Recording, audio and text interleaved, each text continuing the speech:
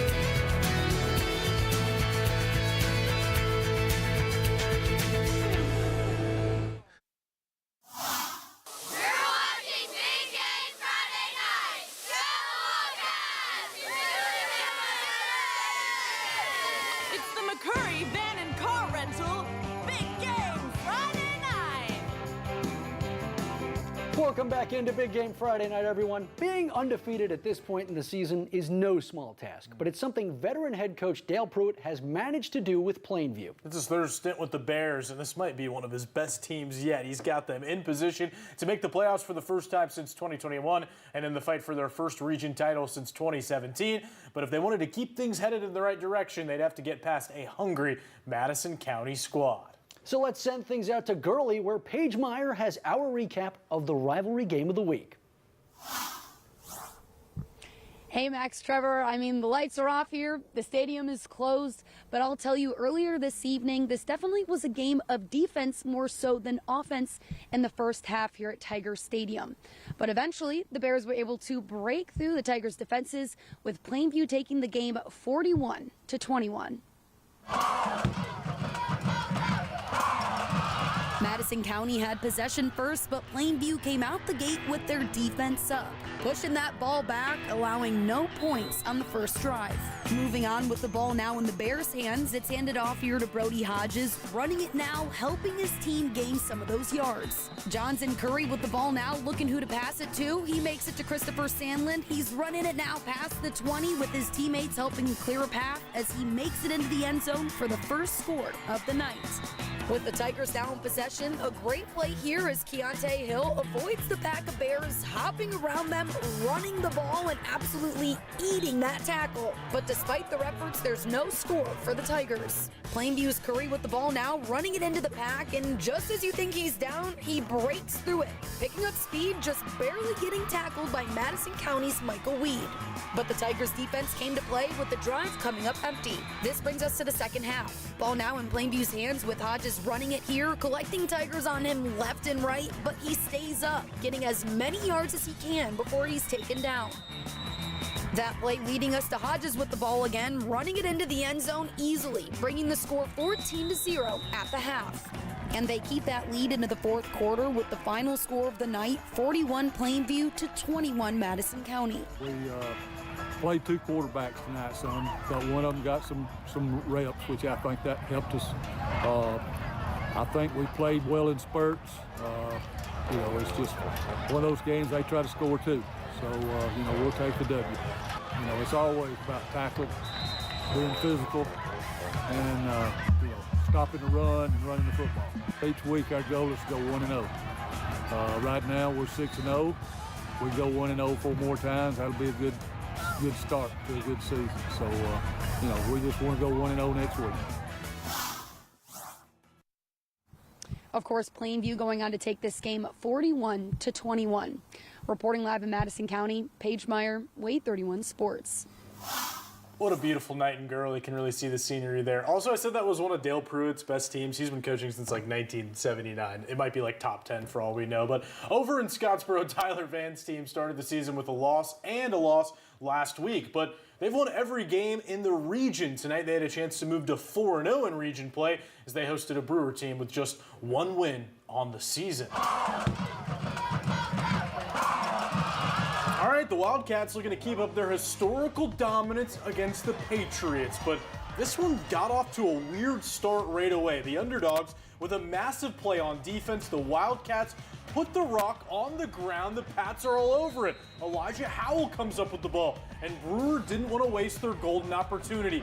Anthony Drinker drops a pass over the middle to Ryder Anaya for a 30-yard gain. Now they're knocking on the door, and Drinker busted wide open with the quarterback sneak, a little tush push at the end to help him get over the line. So Brewer, the underdogs in front, 7-0. The Cats calm down a little bit and get back to business on offense. They found some success with the pop pass. Jacoby Edmondson takes one here and goes 17 yards. Now, they call the same play, but just flip it to the other side. Nobody's slowing down Edmondson here as he gallops in for the tying score. But maybe Scottsboro looking a little bit too much ahead to next week because the Patriots win this one 34-31, their first win over Scottsboro since 2018. Out at Boaz, Luke Pruitt's Pirates looking to make it 3 in a row as they hosted Sardis. Boaz has not lost to these guys since 2019. That was not about to change tonight. They won a close one, 28-24. Say what you will about the Deschler program, but the team is on a mission this season. Patrick Malone's Tigers have dominated their way to a 5-0 start. Tonight, they took on the always feisty Central Wildcats, who look to end their streak. The Tigers have won the last 3 meetings in this cat fight, and I know you guys love big runs. Well, check this out. Kendrick Gunn on the carry, and just when it looks like he's about to go down, he breaks free of the pack and sprints down the sideline for a massive Tiger touchdown. What an effort from the junior. So after the extra point, Deschler kicking it back to Central. Mason Myers is there, and he brings it in and starts running, and I have an idea what's coming. It's the boom. Kicker Gabriel Awagway in the lumber. Yeah, safe to say he was pretty hyped up after that one. Now the Tigers back on the attack. Price Thornton steps into this one and lets it rip. Brady McKinney, that'll move the chains, but they were just warming up. Thornton with time again, and as they say, the price is right. He hits Garrett Reed at the 11, and the senior does the rest for another Tiger touchdown as Deschler dominates in this one, 48-13. Staying in the region, the West Morgan Rebels continue to impress. Drew Phillips' undefeated team hosted East Lawrence tonight. Keep in mind, they beat the Eagles by 63 last season, and they found a way to top it tonight, winning 64-zip. Well, we've reached our second water break of the show, but don't go anywhere. Yeah, we're turning our attention to the defense right after this quick timeout. Stay tuned for more Big Game Friday night. Go Raiders!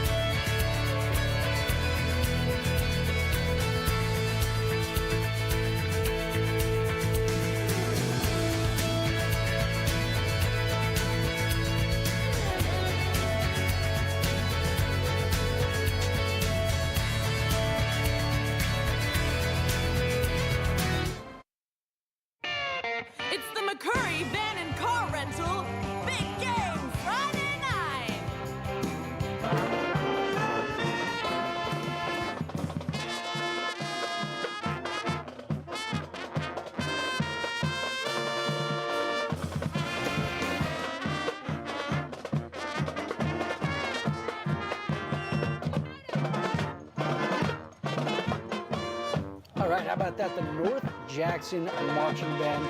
That's some elite sound right there. Little known fact, I played saxophone growing up. Never could get it to sound like that. I knew you were a drummer. You're a drummer too. Yeah, I gave up the saxophone, went to the drums because it was easier than trying to get those notes right. Very difficult. Well, you know, some people give up offense, but then they end up being stars on the defensive side of the ball, you know? And that's something that happens. Let's dive into our defensive play of the week. Kenteris Morris for Decatur. He actually plays both ways, but this was an incredible play against Columbia. The Eagles looking to snap a losing streak, and then Morris does that. a toe drag swag of an interception there at the very, very corner of the end zone. Maybe we could see this one in slow motion. Look at that. The concentration to make it happen. He looked like the wide receiver. He looked like the intended receiver on that play. That was unbelievable by Morris. All right, let's get back on track with some 3A action. Mars Hill is another team that has yet to lose this season. Darrell Higgins' Panthers have steamrolled everyone in their path, and the next team up was Rogers.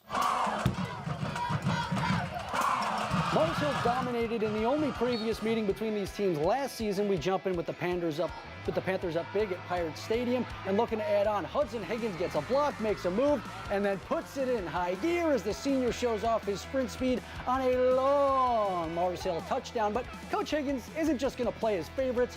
The next time up, it's Jackson Penn, and here we go again. The senior puts together yet another explosive touchdown run as the Panthers maul the Pirates 56-10. That is a team on a mission. Of course, the key piece of that region remains the Fife Red Devils. Tonight, Paul Benefield taking on the school he started his career at, Sylvania, and the Red Devils have won every game against his old school since '06. Tonight they win 41-6. Well, I like that. Nice little rhythm to that. Yeah, it was fun. Well, we've reached our final timeout of the night, but you still don't want to go anywhere. Yeah, Max, we're going to take you through some of Thursday's best action right after the break.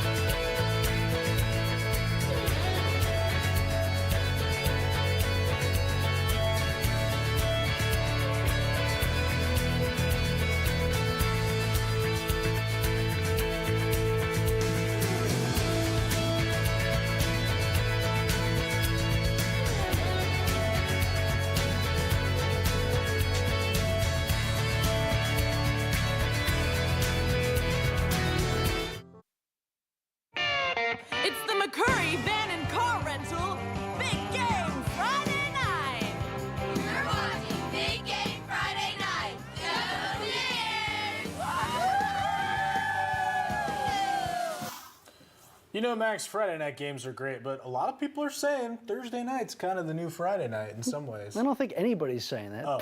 But let's take a look. That too. Let's take a look. The Jets hoping to take flight at home, and early on it looks like they're going to keep things on the ground and hand it to Mason Rose, except it's a fake, and this one's going deep.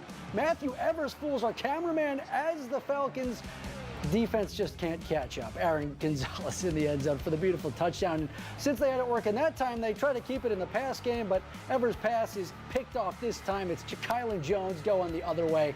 Now on offense, Kenny Morrison's squad lets it rip. Cade Davis drops back, has plenty of time to find Jimmy McDonald. And this game is all tied up at 7. but the Jets would go back in front before the half is over. MJ Gideon, are you kidding me? The star back making it look easy on the Skippers, but get this, the Falcons rally to take this one 21-17. That was a massive game. James Clemens starting the season hot. Next thing you know. Florence has been really, really good too. Lost early to a team from Tuscaloosa. That didn't mean anything. They're a really good team when it comes to their region. Yeah, still a lot of football to be played this season. Yeah. A lot of teams have not written their final chapter yet. That's right. There's a lot going on. I mean, we saw even within the course of a game, anything can happen. I still think, Max, that was the best game that we've had since I've even been here. Yeah, that Madison Academy North Jackson game. 57-56. That's like when I'm playing my buddy Cole in video games, and it just comes down to who's got that controller last. Cole's going to be very upset you said that. Well, we just want to take this time to say a massive thank you to everybody that watches the show and everyone that helps make the show possible. And of course, there's one thing we can't leave without giving you guys. Yeah, the top highlights of the week. And Cole, I'm going to beat him soon. He's beat me a lot in a row, but it's been 3 points. It's enough about Cole. Close. Let's get to the They're top telling me ones. to wrap. We'll Why see you does this next happen week, every week? guys. Come on, let me go.